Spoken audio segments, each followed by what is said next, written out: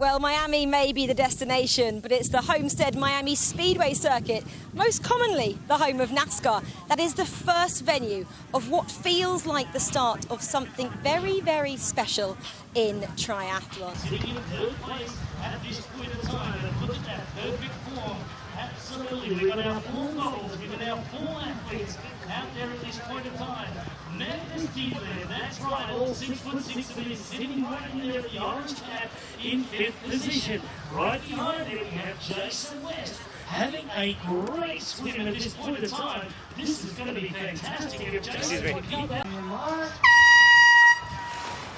And there they go, the swim block pushes back and it's a men push off. Here at the inaugural race of the Miami T100, part of the T100 World Series. We are underway. In third place, there is Magnus Dean-Levin, Alistair Brownlee leading in there in 4th and 5th places at this point in time. So there it is.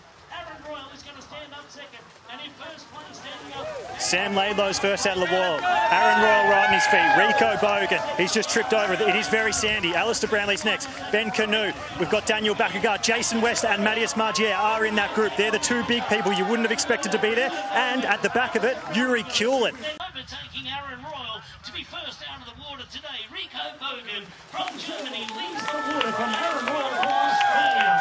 Then we have Sam Laidlow representing France today. There it is in the yellow cap, the 2-time Olympic champion Alistair Brownlee, and also going out the water from the USA is Ben Canoe.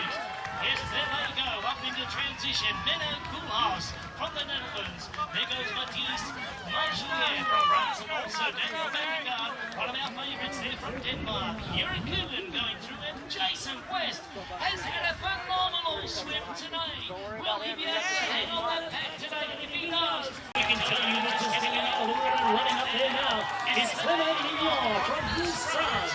There goes Mignon up into the transition area. There is Rudy Von Berg just getting out of the water. Peter Himyak from the Netherlands as well. So there goes our next 4 athletes up in the transition area, and our leaders are out onto the bike course here at Homestead Miami Speedway.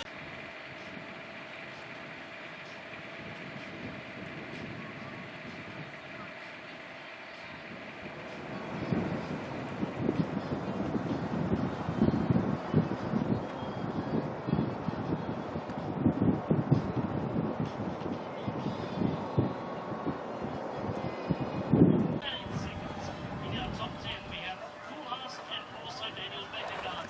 Jason West has slipped back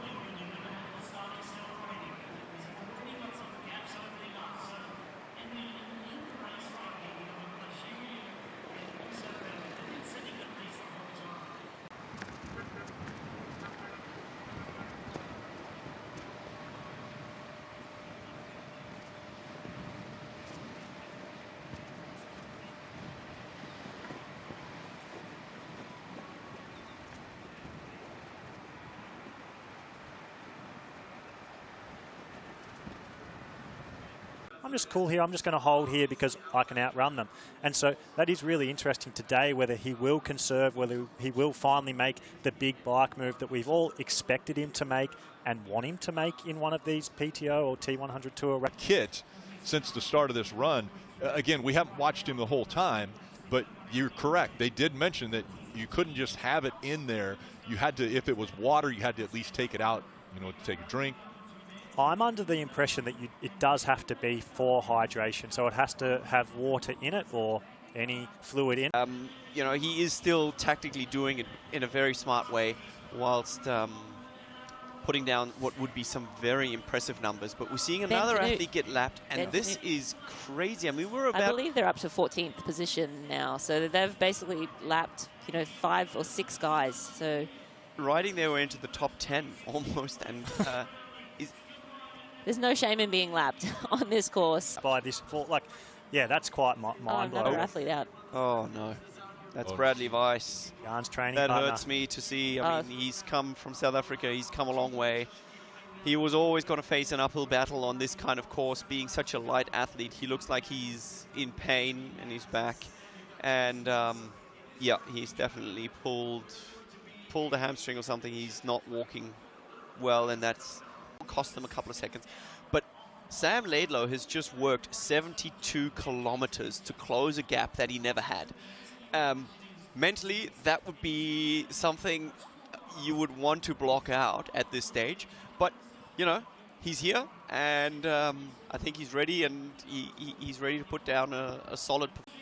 Yeah, and for those new to triathlon, the latter stages of the bike, as they're getting ready for the run, they do take their feet out of the shoes, and they'll continue to ride into transition, and there'll be a line where they cannot cross. They have to have both feet on the ground before they hit that dismount line.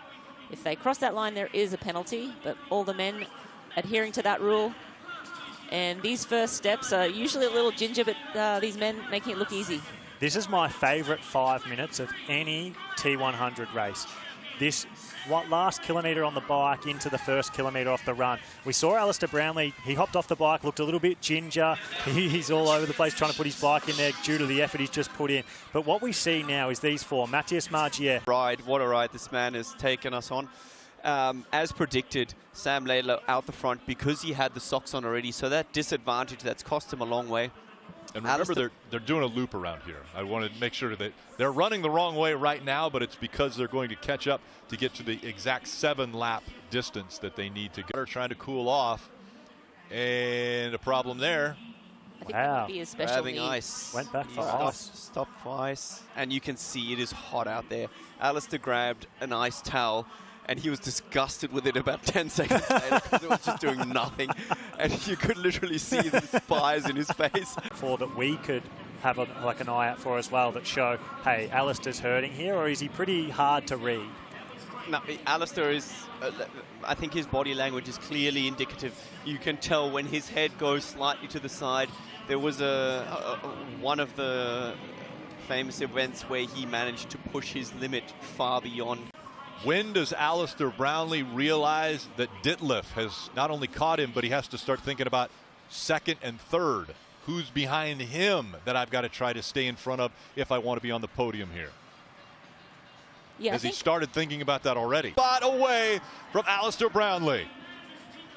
Brownlee watches him go by, and now what can Ditlev do to set the pace to where he can't be caught?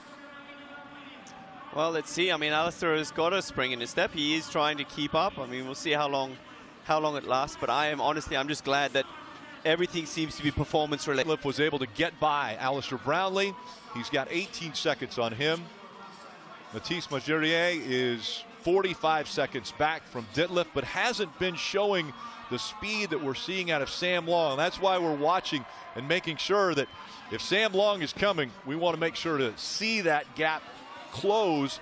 And if this ends up being a sprint, Sam Long looks very strong right there on screen. This is for second. Sam Long taking second away from Brownlee. Now does he have enough in the tank to get Ditlev? And Matthias Margier coming up on Brownlee's shoulder too. You just hate to see. This is devastating. Alistair Brownlee was so you know, we thought calculated on the bike. He was right there with Margier the whole top 10 for the majority of the bike ride. Obviously didn't have a great swim. You know, he's used to chasing, but he had a, you know, less than ideal start to the bike, sorry, and held his own on the bike, and now he's just putting together a beautiful ability. But I think this, as you know, you run on that hot surface, it's grueling, and as I said, nowhere to hide. There is no shade out there on the course, and that tarmac gets hot. Down the back stretch here at Homestead, where Magnus Ditlev is, as he makes his way past this final aid station.